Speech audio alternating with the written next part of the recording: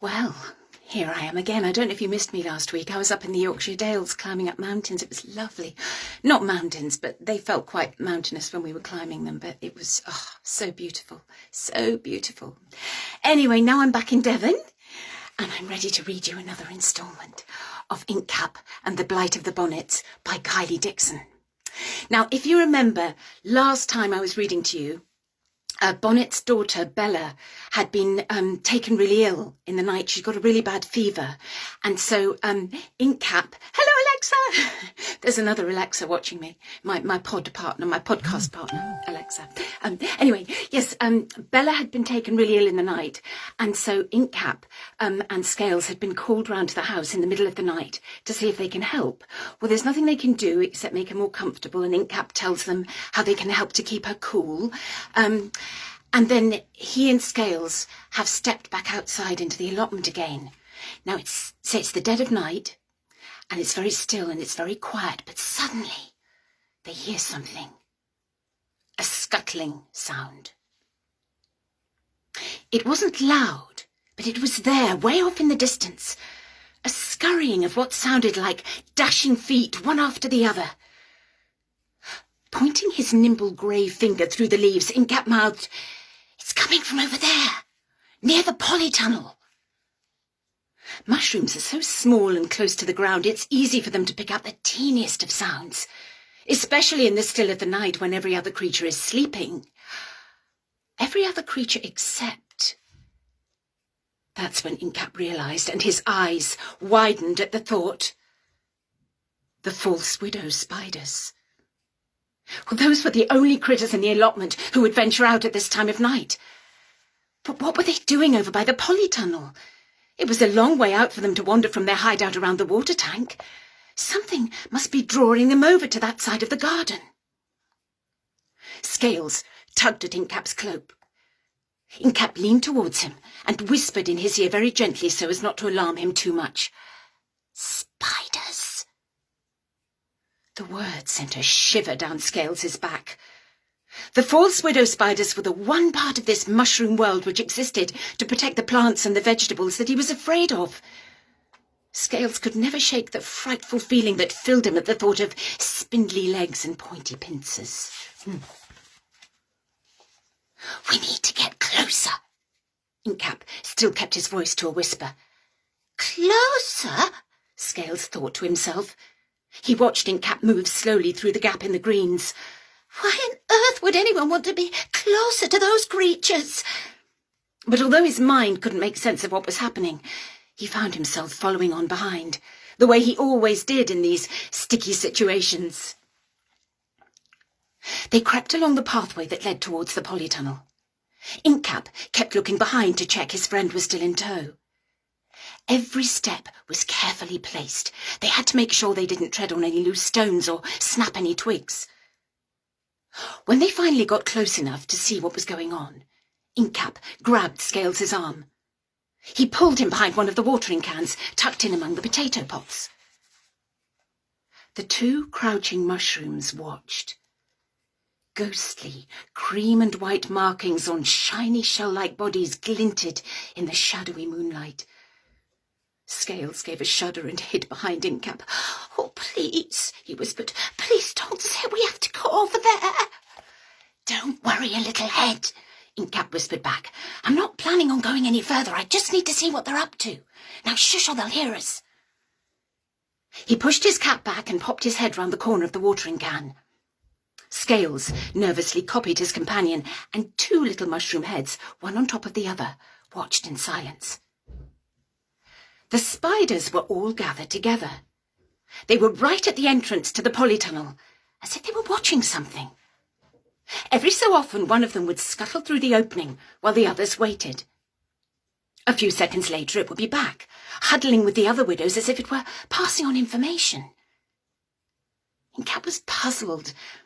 He was also starting to tire. The events of the night were taking their toll. He knew it was no good meddling when he and Scales both needed sleep. It was also just a little too dangerous. There were at least 8 false widows out there, and at this time of night, who knew what they'd do if they spotted 2 mushrooms?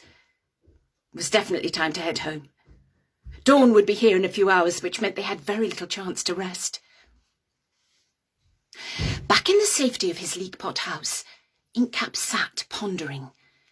It was morning now, and he'd been woken by the sweet song of the jaybirds nesting in the old oak tree. In the dark, early hours, he and Scales had chatted about the false widows, about Bella and Bonnet. Round and round in circles they'd gone with no answers. Their talking would have gone on till sunrise if Inkcap hadn't asked Scales to settle down and sleep. "Morning, little chap," Inkcap said, handing Scales his breakfast drink and taking a seat beside him. "Oh, perfect," and Scales took the acorn cup. Inkcap waited. He could tell the happenings from the night before hadn't quite sunk in. "Good night's rest?" he asked. "You know, I don't feel I've been asleep very long," Scales answered, taking a drink. Inkcap could sense the reality popping back into Scales's head when all of a sudden... "I didn't sleep for long at all, did I?" "Nope, unfortunately not." And before Scales could say another word, Inkcap had darted to the corner of the room. Grabbing his blowpipe firmly in one hand, he gave it a twirl. "Now then, gulp up and wipe your face," he said. "How do you feel about another adventure?" They arrived at the plastic-covered archway of the polytunnel, after much debate about whether they should go straight back to the tuft. Scales kept telling Inkcap they had to go and see Bella, but Inkcap was having none of it. "That was a very strange scene with those spiders last night," Inkcap had said. "You know what this garden's like, Scales. If something doesn't feel right, it probably isn't." After all, Bella was with her family. Inkcap knew that if anything terrible had happened through the night, one of the Bonnet brothers would have been at his door in a flash. As they got closer to the polytunnel, they could hear a distant buzzing sound. Inkcap pushed one end of his blowpipe through a gap in the plastic sheet entrance. He scanned the Grump's grand tunnel full of luscious vegetables with leaves of green, emerald and yellow.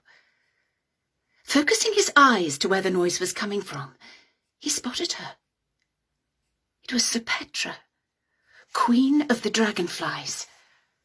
She circled up high at the other end of the tunnel. The flickering blue, aqua blues and golds from her body could never be mistaken.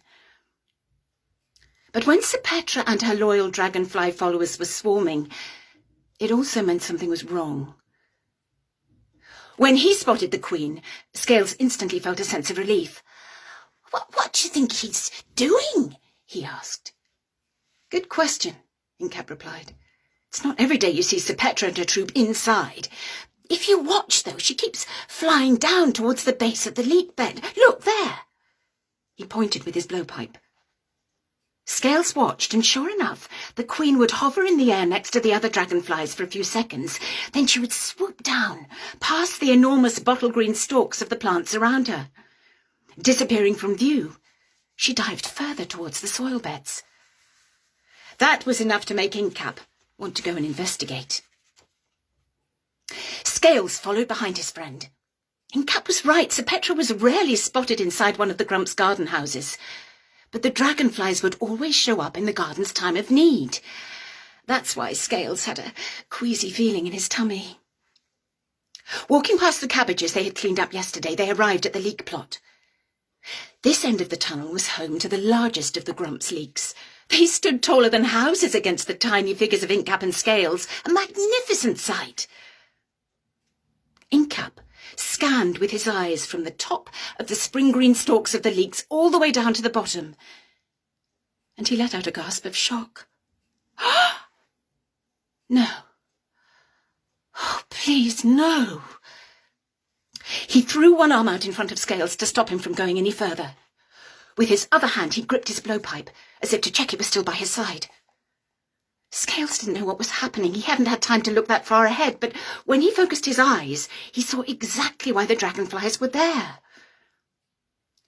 From about halfway down the leek stalks, the leaves had started to droop. Leeks at this stage of growth should never have drooping leaves. They should be deliciously green and lush. The ones in front of Scales were dark and bent. Further down they were starting to crinkle and rot. And right at the bottom, where the older leaves would normally be bold and sturdy, they were brown and yellow and falling off.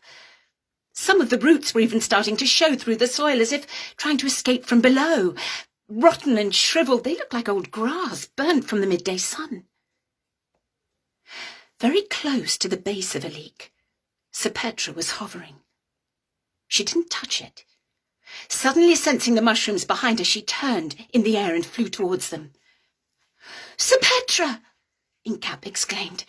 "Whatever has happened?" The elegant dragonflies slowed her whizzing wings and paused in the air. Straightening her body in a noble, strong pose, she waited for the other dragonflies to join their queen. "There is much to worry about in the garden today," she said. "There is wickedness at work, and it's affecting the soil." The two mushrooms listened in stunned silence as she continued. "My dragonfly troop have been observing the leaks since early dawn. We were given this information from the widows late last night." Scales winced at the word widows. "It is indeed what we all hoped it wouldn't be," Sir Petra finished. Inkcap stepped forward. "Wickedness? But what kind of wickedness?" There was a tremble in his voice. The Queen's face looked sad for a second. She glanced at her companions as if asking for support. After a quick flick of her twinkling wings to help calm herself, she nodded slowly. "It's a virus." The other dragonflies nodded their heads in agreement. "A virus?" Inkcap cried, his eyes widening at the thought. "What kind of a virus?" "From what we've observed these past hours, we're fairly sure we have some kind of a blight." "A blight?" Inkcap questioned again. Sir Petra gave her wings a flick. The colours from her body made swirling patterns in her big, glassy eyes. "It lives within the soil. It comes from a source we have yet to find. We have seen similar diseases in other gardens. At first we thought the leeks were in need of water. On closer inspection, it was clear from the leaves near the bottom of the plants that the blight had taken hold. You see those yellowing stalks? They are blighted, yet the soil is moist and damp. The only explanation for this is a virus." Scales had been listening in the background. The uneasy feeling in his tummy had turned to absolute fear. He had heard of these viruses in stories, told by the older mushrooms in the mushroom world. Scary stories of whole crops and gardens being wiped out by evil forces. Stuff of bad dreams that could never come true.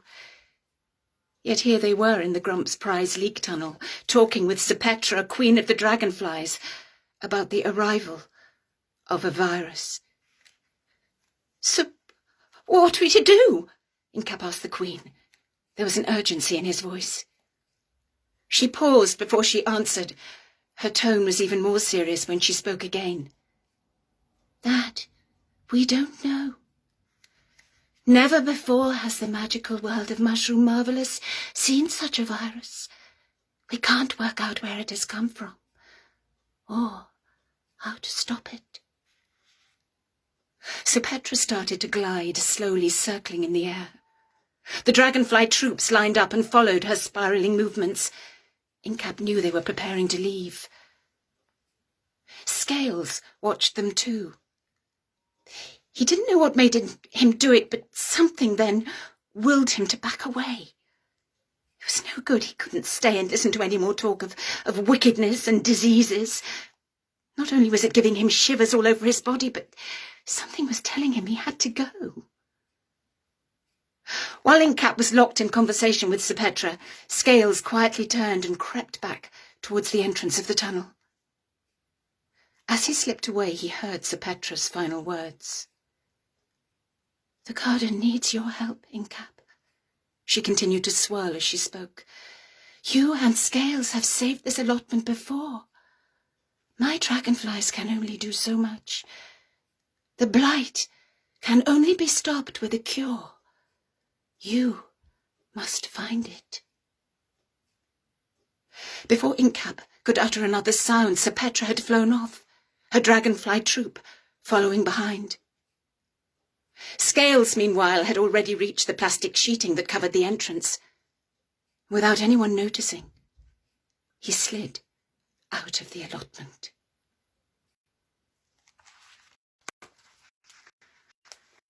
But where's he gone? And what's this virus, and where's it come from, and how are they going to stop it? Well, if you tune in next week at 6 o'clock next Tuesday, right here, I'll be back to read another instalment of Kylie Dixon's brilliant book, Inkcap and the Blight of the Bonnets. And honestly, if you want to get yourself a copy, her illustrations are just fantastic. Thank you so much for listening and watching. Bye. Bye-bye.